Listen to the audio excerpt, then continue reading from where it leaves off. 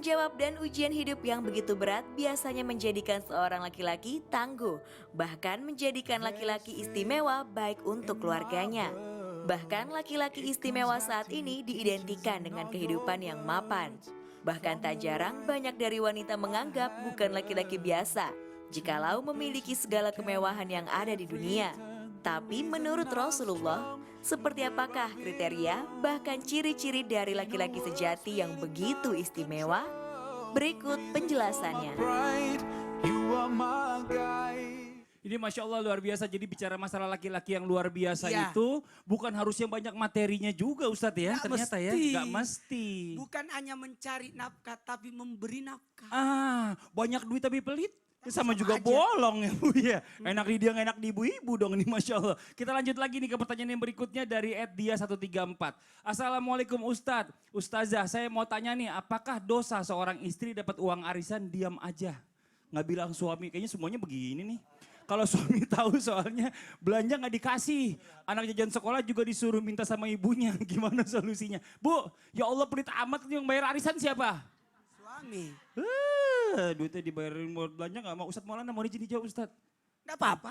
Gak apa-apa ya? Nggak apa-apa. Gak apa-apa. Kan uang arisan itu uang ibu. Oh gitu. Tidak ada masalah Bu.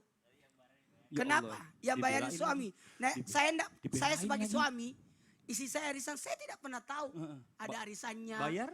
Saya kan dia bayarnya itu pakai uangnya dia. Oh. Betul tidak? Uang pemberian. Bagaimana pintar-pintarnya ibu mengatur keuangan itu. Kelebihan dari uangnya dimasukkan arisan. Kalau Pak, misalnya gak kelebihan minta lagi sama suami? tidak ada urusan, suami berkewajiban untuk menafkahi istri. Bahagia dari kebutuhan istri itu. Tidak apa-apa Bu. Ibu langsung Karena seneng banyak dia. salah paham juga. Bahwa sebenarnya bahagian dari tabungan sosok wanita caranya dengan nyicil. Caranya dengan nabung. Caranya dengan arisan. Arisan. Arisan laki taunya Kalau bayar. tidak ada arisan mana mungkin dia bisa beli gelang. Ya Allah. Beli baju. Ibu kenapa manggut-manggut aja sih Bu? Bener Seneng kan, Bu? banget ibu kayaknya, Masya Allah. Udah lanjut lagi ya ke pertanyaan yang berikut. Dari @Mr_Ariandi 31. Assalamualaikum Ustadz Ustazah, apakah benar jika seseorang tidak bisa tidur hingga tengah malam, roh dia sedang berada di dalam mimpi orang lain? Bagaimana pandangannya dalam Islam? Terima kasih. Wassalamualaikum warahmatullahi wabarakatuh. Ini ngapain dia main-main ke mimpi orang? Ustadz Faris deh jawab, Ustadz Faris mohon izin. Masya Allah kata Ustadz Faris. Rohnya sedang di WhatsApp, sedang di Instagram, sedang di Facebook, sedang di media-media sosial. Itu nggak bisa tidur, tidak ada hubungannya dengan itu. Jadi ada juga adab. Kita harus mengetahui hal-hal yang penting bagi kehidupan. Tentang ruh, ini kan tidak boleh kita banyak mendalami masalah ruh. Allah berfirman dalam surat Al-Isra ayat 85. Wa yas'alunaka 'anir ruh qulir ruh min amri rabbi. Ini urusan Allah Subhanahu wa taala. Juga tentang mimpi, hati-hati karena banyak yang salah dalam menyikapi mimpi. Mimpi yang sama pada orang yang berbeda artinya bisa berbeda. Ada seorang datang kepada Hasan Al-Basri ya. Bertanya tentang mimpi, dia mimpi azan, kata Hasan Al-Basri kamu bakal haji. Lalu orang itu pergi datang lagi. Aku mimpi azan, kamu bakal dipotong tangannya. Sahabat-sahabatnya ketika pergi, kok mimpinya sama, orangnya berbeda? Bisa berbeda maknanya. Kata Hasan Al-Basri yang satu wajah orang yang bertakwa. Aku teringat firman Allah tentang Nabi Ibrahim. Wa adzin finnasi bil hajj. Umumkan, kumandangkan azan, panggilan untuk berhaji. Dia bakal haji. Yang satu aku teringat kepada kisah Yusuf. Wa adzana muazzinun. Seorang dari pegawai raja mengumumkan untuk memanggil raja kehilangan. Sawa'iqul Malik ya, kap raja.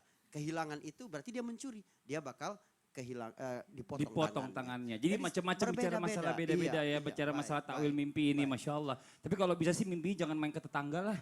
Mimpi aja sendiri, kayak gak punya tempat aja buat diri sendiri Ibu. Masya Allah. Ini Masya Allah terima kasih banyak buat semua jamaah yang sudah mengirimkan pertanyaannya. Ya Masya Allah yang belum dijawab, jangan kecewa. Insya Allah di lain kesempatan akan dijawab para guru-guru kita. Sekarang saya mau kasih kesempatan buat jamaah yang mau bertanya. Silakan angkat tangannya. Ayo silakan.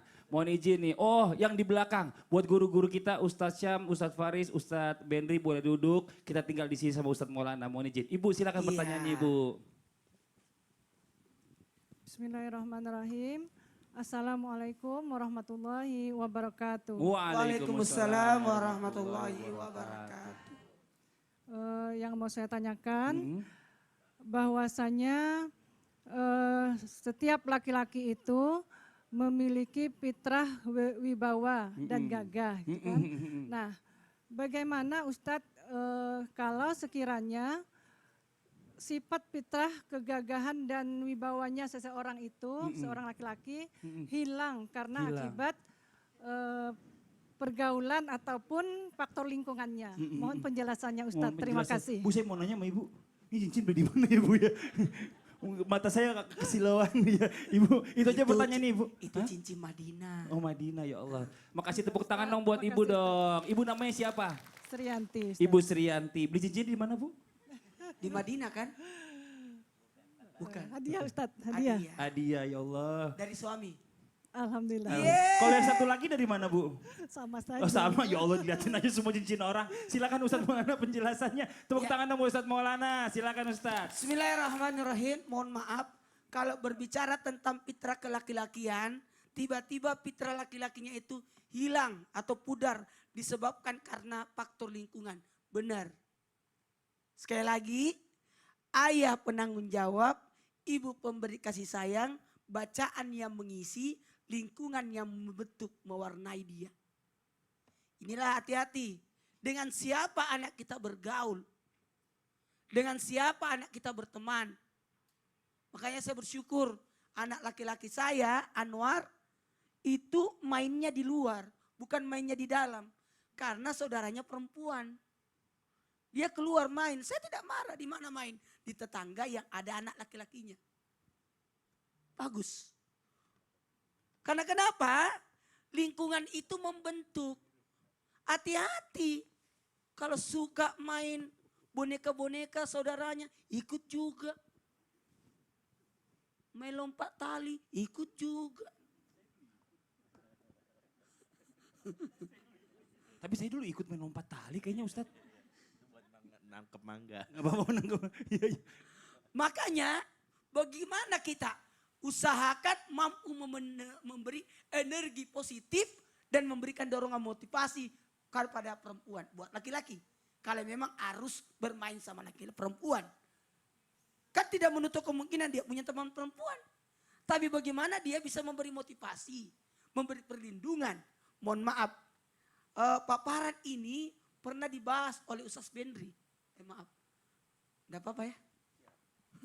Jamaah karena beliau kan ahli apa? Ya itu Parenting. maksudnya. Saya ngomongnya. Apa tuh Ustadz? Ali apa? Parenting. Iya, iya. Kemampuan menyeimbangkan dalam perannya di masyarakat. Jadi bukan saja dirinya, tapi bagaimana pada orang lain dan sekarang pada lingkungan. Makanya laki-laki usahakan masuk Karang Taruna. Jaga pos ronda. Ikut pos ronda enggak apa-apa. Enggak apa-apa. Ikut jaga lingkungan. Ada rapat, dia hadir. Jadi pengurus masjid, anak remaja masjid. Harus begitu. Sosok laki-laki biarkan. Dia butuh kerja kelompok. Itulah laki-laki. Makanya mohon maaf. Pengaruh lingkungan itu sangat berbahaya. Tiba-tiba bahasanya kasar. Dari mana dapat bahasa ini? Aduh. Makanya jamaah yang dimuliakan oleh Allah. Buat yang di rumah. Tanya dengan siapa anak kita bergaul.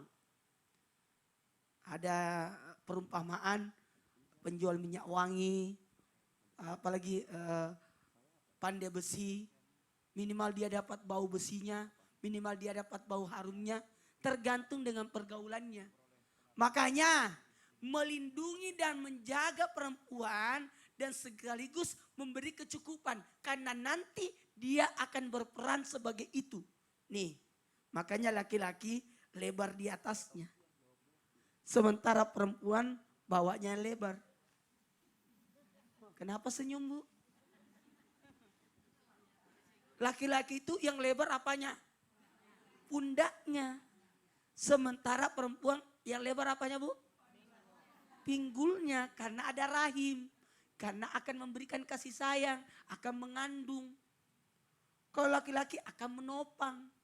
Makanya Abah, alif dan ba. Alif dan ba itu tiang apa lagi? Kepala dan tiang penungga. Itu maksudnya. Makanya hati-hati buat kita semua. Tidak apa-apa sosok anak laki-laki itu permainannya menimbulkan keringat. Kejar-kejaran, main bola. Betul tidak Bu? Main sepedaan, pulang-pulang hitam. Karena kena matahari, betul tidak? Bau keringat, bau matahari, tidak apa-apa.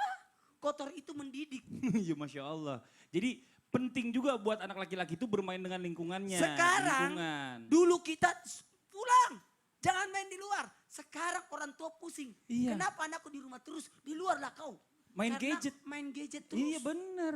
Nah tapi Masya Allah nih, tapi ini benar nih, bekal berarti yang harus kita siapkan Harus kepada bekalkan. anak-anak ya. Karena pembentukan karakter anak itu dari lingkungan Nah juga. saya pernah dengar kata-kata yang indah nih maksudnya. Apa itu? Jadilah orang yang mewarnai. Bukan yang diwarnai. Jadi pada saat kita keluar kita yang mewarnai lingkungan. Iya. Bukan lingkungan mewarnai kita. Insya Allah itu akan baik terus Masya Allah luar Nih biasa. pelajaran, ini Ah. nasihat kecil buat orang tua di rumah. Mana kameranya? Ini. Mohon izin. Mm-mm. Buat bapak-bapak, ibu-ibu yang punya anak. Mm-mm. Kalau anak dapat pengaruh buruk dari lingkungan atau dari temennya. Kalau ketika dia datang, tidak ada salahnya kita berkata, anakku lagi tidak ada lagi tidur. Oh. Karena untuk menjaga itu. Masya Allah. Jadi sesekali begitu boleh, demi kebaikan. Iya, demi Masya kebaikan. Allah. Jazakallah khair. Makasih banyak Ustadz Maulana atas penjelasannya. Mudah-mudahan bermanfaat buat semua. Alhamdulillah. Jamaah. Kita lanjut lagi nih. Siapa yang mau nanya lagi kita kasih kesempatan jamaah yang ada di studio. Silakan angkat tangannya ayo. Yang mana ya? Yang mana ayo nih? Ayo coba yang mana nih Bu? Kita kasih kesempatan sebelah sini ya. Coba ya. Yang sebelah sini silakan Ibu ayo. Mohon izin. Udah ada mic-nya Bu? Belum.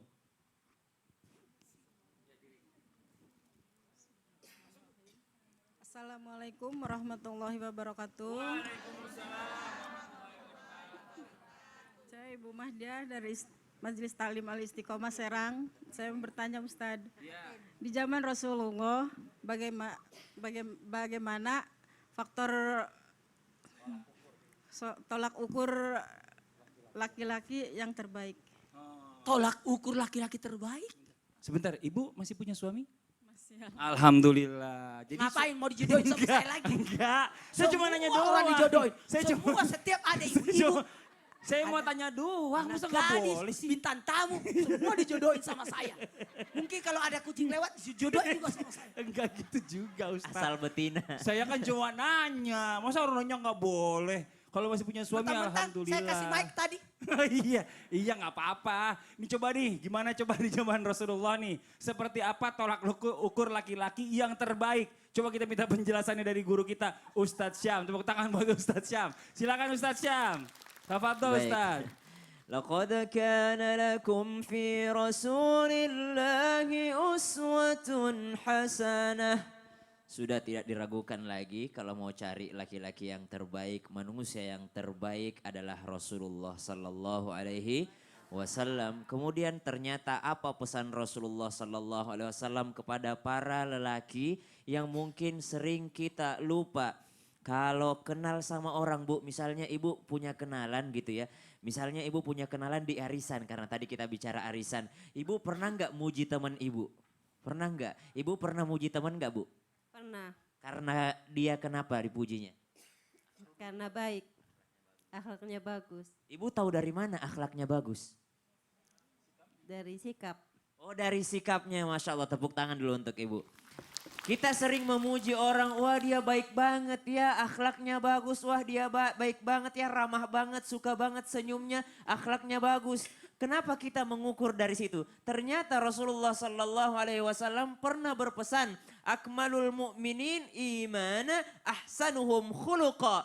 Keimanan seseorang, kesempurnaan imannya seorang yang beriman adalah dari bagusnya akhlaknya. Wa khiyarukum linisaihim khuluqa. Dan akhlak yang terbaik adalah ketika seorang laki-laki bagus akhlaknya terhadap istrinya. Ini ada hubungannya dengan pernyataan ibu tadi. Ibu memuji orang ketika di luar. Ternyata yang mampu menguji atau mengetahui kadar baiknya akhlaknya orang bukan kita yang di luar, tapi istrinya sendiri. Kenapa? Karena seorang laki-laki diuji ketika di rumahnya. Mungkin dia baik kalau di kantor. Mungkin dia senyum kalau di kantor. Kenapa disenyum kalau di kantor? Karena di kantor dia bawahan.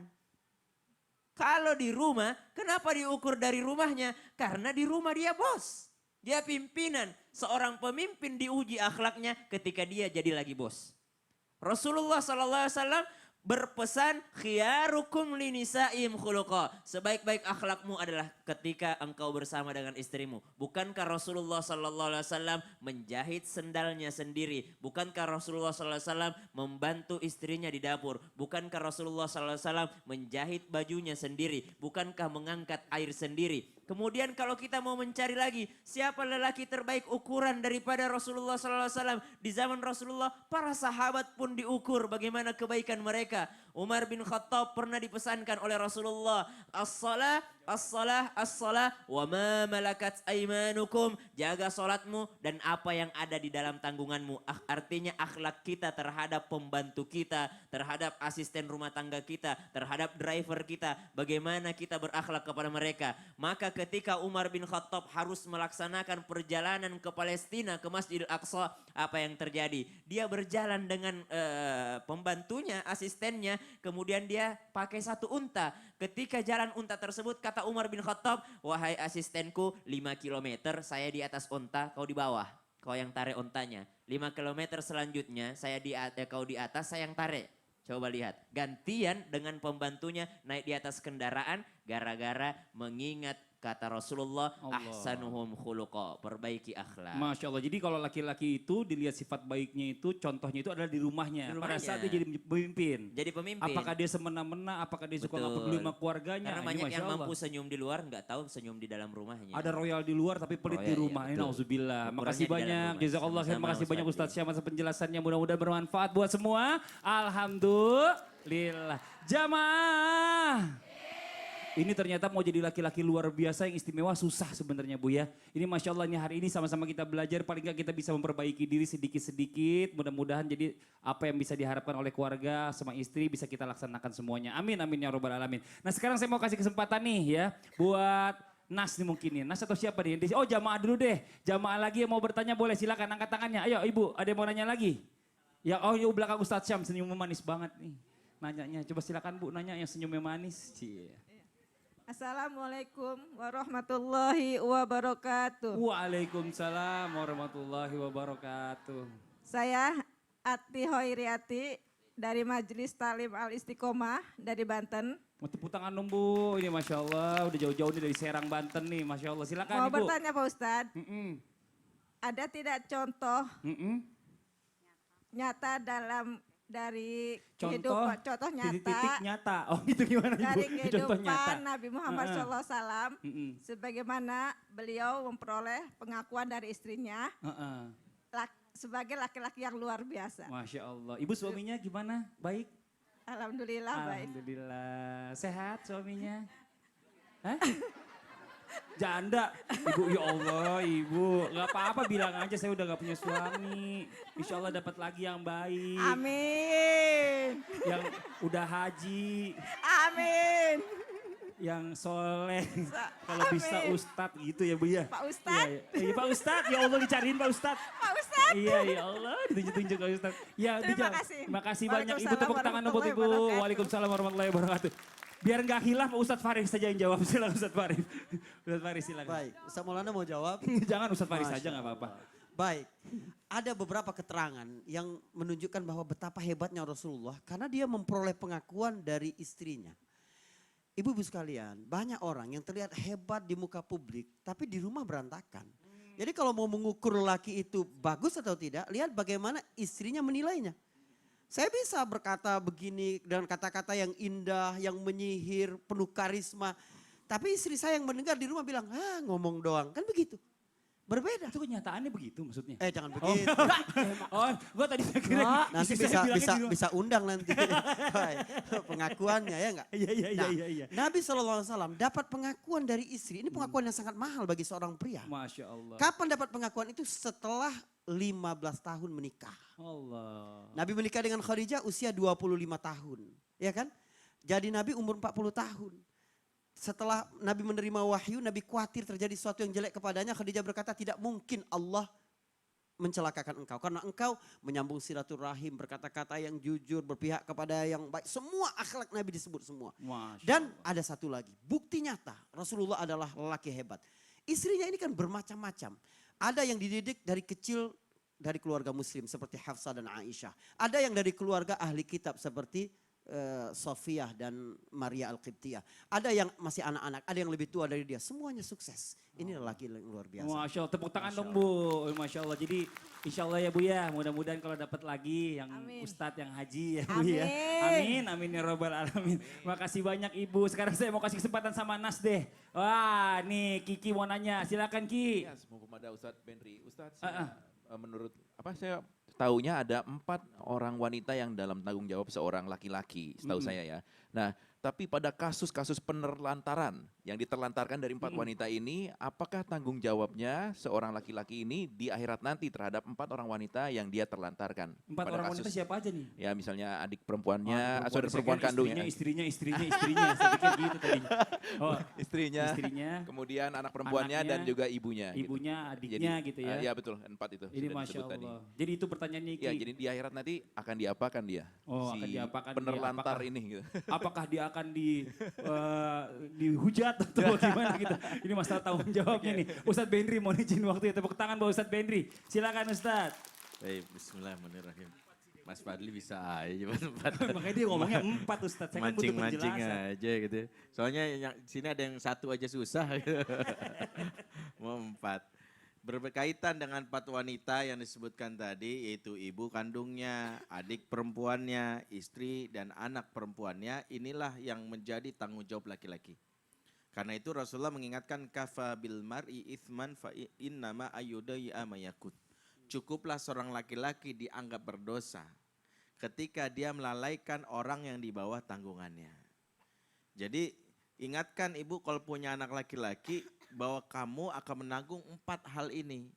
Kalau kamu lalai, cuek, hanya ngurusi diri sendiri, kelak kamu menjadi orang yang berdosa. Berdosa gimana? Dia berarti orang yang tidak amanah. Karena laki-laki itu dipegang salah satunya adalah sifat amanahnya. Amanah kelaki-lakian adalah memberikan rasa nyaman kepada wanita yang ada di sekitarnya, khususnya 4 wanita tadi. Sehingga inilah yang harus dipahami oleh setiap laki-laki. Mulai bagaimana kalau dia berjalan dengan adiknya diajarkan di tengah jalan. Misalnya bagaimana dia jangan sampai dia mengambil adiknya di sebelah kanan sedekat jalan. Karena kalau misalnya ada motor atau apa nanti akan kena kecelakaan. Ajarkan anak laki-laki kita melindungi adiknya dengan jalan yang ada di paling dekat dengan ke jalan raya. Kalau menyeberang jalan, biarkan dia berlatih diri untuk dia yang menahan kendaraan yang ada di sebelah kanan jalan tersebut. Untuk apa hal ini? Karena menumbuhkan fitrah kelaki-lakian dimulai dari hal-hal yang sederhana. Kalau dia sudah punya sifat melindungi, maka dia tidak akan pernah dia menyakiti wanita yang ada di lingkungannya, yang ada di sekitarnya. Mulai dari ibunya, dia tidak akan pernah membantah ibunya. Mulai kepada adik perempuannya, kalaupun kesal, dia tidak akan pernah menyakiti adik perempuannya. Kalaupun dia misalnya marah sama istrinya, dia menahan perasaannya, dan ketika istrinya melakukan kata-kata atau menyampaikan kalimat-kalimat yang buruk atau marah, dia menahan dirinya. Kenapa? Karena itulah tabiat dari laki-laki yang luar biasa. Ya, sehingga Rasulullah pun menjadi contoh tadi saya sampaikan oleh Ustadz Faris. Dan tanggung jawab laki-laki ini kita lihat, warrajulu ra'in fi ahlihi wa huwa mas'ulun an ra'iyati. Seorang laki-laki adalah kepala bagi keluarganya. Yang namanya kepala berarti dia harus mengurus dari urusan-urusan yang terkait dengan kebutuhan keluarganya. Jangan sampai ada anaknya yang misalnya yang perempuan yang misalnya keluar, misalnya berdandan tadi seperti pertanyaan yang disebutkan tadi, yaitu berdandan tabarruj jahiliyah, ya, yang dia menampilkan auratnya, disitulah seorang ayah akan ditanya, kenapa kok bisa anak perempuannya memperlihatkan auratnya? Kenapa? Jangan-jangan karena justru bapaknya tidak melindunginya. Sebagian besar wanita, anak wanita yang keluar mencari perhatian laki-laki karena tidak mendapatkan cinta dari ayahnya. Ayahlah menjadi the first love, cinta pertama. Ya, Ustadz Maulana tahu the first love? Cinta pertama. Oh, cinta pertama ya. Menjadi cinta pertama dari seorang anak wanita. Anak wanita jika dia jatuh cinta pertama dengan ayahnya, maka dia tidak mudah sembarangan terpedaya dengan laki-laki yang di luar. Kalau ada laki-laki yang sembarangan misalnya merayunya, dia tidak mudah untuk menyerahkan yang namanya hatinya. Ya walaupun dibilang wajahmu mengalihkan duniaku, dia tetap cool, maaf, pret gitu aja. Ya, kamu nggak usah merayuku ya. Mau pegang tanganku, cukup pegang tangan bapakku sambil ucapkan saya terima nikahnya. Ya, itulah kenapa wanita menjadi sosok yang dia diproteksi oleh cintanya ayah. Ya jadi ini bicara masalah tentang 4 wanita tadi yang melindungi adalah laki-laki ini tadi. Laki-laki. Ibunya, istrinya, adik perempuannya dan anak perempuan. Ini Masya Allah. Jadi kalau misalnya zolim sama mereka ini berarti tentu laki-laki dan tidak bertanggung jawab. tadi mendapatkan dosa yang akan dipertanggungjawabkan di akhirat nanti. Masya Allah tuh Iki jelas ya Iki ya. Ki Iya, iya. gimana Iki jelas pertanyaannya tadi dijawab sama Ustadz Bendri nih. Betul sekali Ustadz. Masya Allah jazakallah khair, makasih banyak Ustadz Ya, Bendri. insya Tepuk tangan sekali lagi dong buat guru kita Ustadz Bendri. Supaya semuanya nih makin jelas lagi dan bermanfaat semua ilmunya apa yang disampaikan dari guru-guru kita ini Masya Allah. Dan buat jamaah yang ada di rumah jangan kemana-mana. Setelah ini kita akan mendengarkan doa agar menjadi laki-laki atau mukminin yang kuat dan istimewa. Sehingga mampu membawa keluarga menuju surganya Allah. Ya, yang indah yang di janahnya Allah ini Masya Allah. Setelah ini akan disampaikan oleh guru-guru kita yang di rumah, langsung aja siapkan catatannya. Karena kemarin saya lihat banyak yang protes nih, lupa nyatat ini Masya Allah. Sekarang siapin catatannya, jangan kemana-mana, kita akan segera kembali. Tetap di Islam itu indah. Jamaah! Oh jamaah! Alhamdulillah!